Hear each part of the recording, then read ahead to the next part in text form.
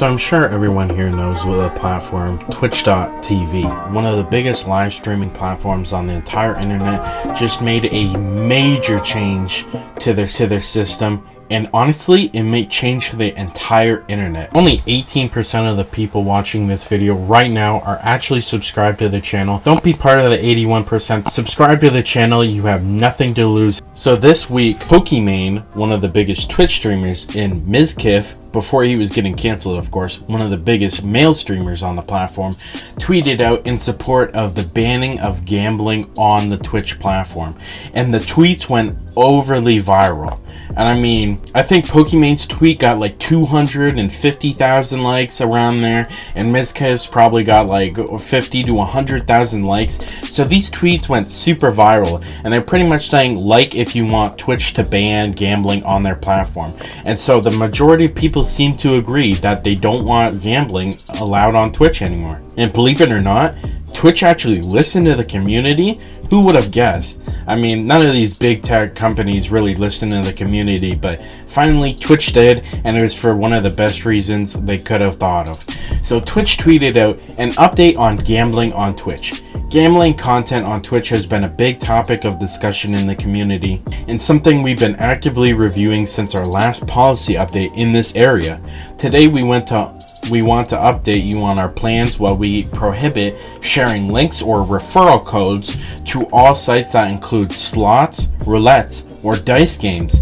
We've seen some people circulate those rules and expose our community to potential harm. So we're making a policy on October 18th to prohibit streaming or gambling sites that include slots, roulettes, or dice games that aren't licensed either in the US or judiciary that provides sufficient consumer protection. These sites will include stake.com, which is huge, rollbit.com, dualbits.com, and rubits.com, which is another huge one. Stake and rubits are huge. They're so big you guys wouldn't even believe. Some of the biggest streamers like Aiden Ross are streaming on stake.com and rubit.com, and they're making $1 million a month. If they're being paid $1 million a month to stream on Rubit, how much do you think these gambling sites are making that they can afford to give someone $1 million a month?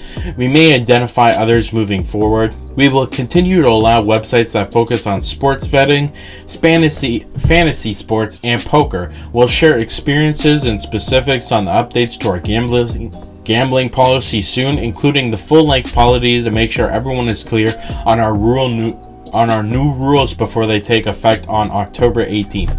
This is some of the biggest news the entire internet has seen in a very long time. Now, obviously, this isn't as far as I guess I'd like to see. They're still allowing sports betting, fantasy betting, and poker, which, I mean, I guess are on the lower things. I think that those are a lot less risky, I suppose, and they're a lot more regulated, apparently.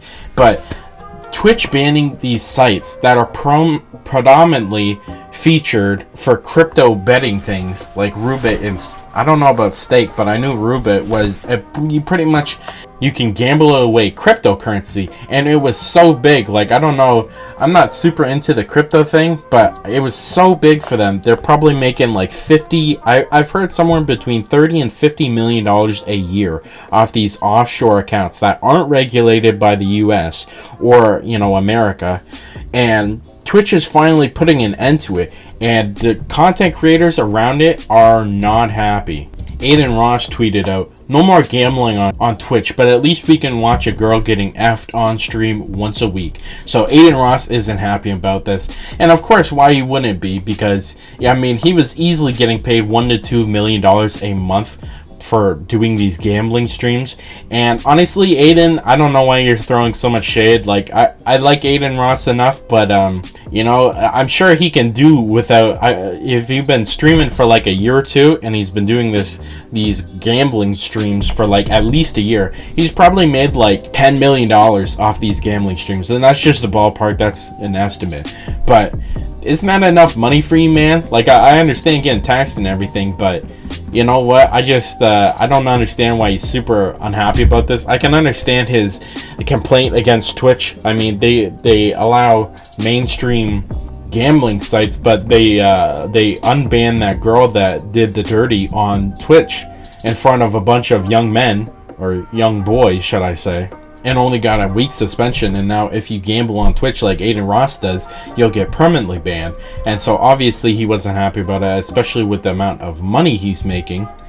The Ackman tweeted out, "Big tech company actually listens to the majority of its consumers and implements better policies. We are witnessing the end times." And yeah, that's actually insane that big tech companies are actually listening to the majority of people. Now, obviously, I don't always agree that the majority of people are right. We've seen the majority of people believe in, crazy crap before, but they're implementing better policies because of this. And I definitely think it's going to save a lot of people's lives. And I really do mean that. Yesterday, I mentioned that almost 25% of gamblers have attempted non-aliving. And so this will 100% save people's lives. And I think it's a much worse experience for these online cryptocurrency gambling sites. Now, when you go to like a casino or a slot place, it is different. It's still, people still get heavily addicted to that stuff, but it's so much easier to gamble on the internet when your money is just like on your screen and it'll vanish in a second.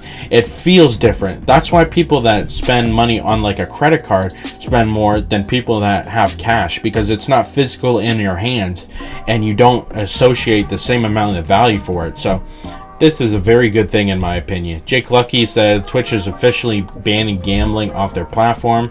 I'll take one seltzer break. Sites have been registered in the US or other jurisdictions. Sports betting and poker remain allowed, which I do believe is less of a threat to people. It's still a threat no matter what. People can still get addicted to sports betting, but not at this level of scale, or not at this level of no regulation like these crypto sites. And Karina C, this was a big one I was surprised by. She's throwing shade at Pokimane because there was like she posted a room tour video in like 2021, so a year ago, and apparently there was like Candy Crush on her screen, and she said, "You should probably delete this. It promotes gambling at Pokimane." And probably should delete promotes gambling. Wow. Thank you for the amazing suggestion, Corinna. Now that you've lost your job promoting illegal crypto gambling websites, would you like to join my YouTube editing team? Is that what you're asking here? Like, I'm pretty sure someone said in this video I explained that it was my friend doing that, and I was surprised. And so, I was like, oh, what are they doing? Honestly, I don't know why Karina C is throwing shade. She's a multi-millionaire who took advantage of crypto gambling sites and OnlyFans from her young male audience. And I mean, we all know the negative effects on OnlyFans and that kind of thing on young men. And we all know the negative effects on gambling. And I'm sure Karina C is making more than enough money. I don't know why she's putting up a fuss, but I think this is one of the best decisions Twitch has made in a very long time. And it's funny too, because they actually just said that they're cutting back the amount of revenue share that they're doing with their creators in another blog post. So it's like, you know what, Twitch takes one step forward and then they take two steps back. But if you want to see one of the reasons this is such a good deal, I made a video explaining how this Twitch streamer scammed $300,000 from his fans, and you will not want to miss out how he reacted when he got caught. Click the video here to watch it now.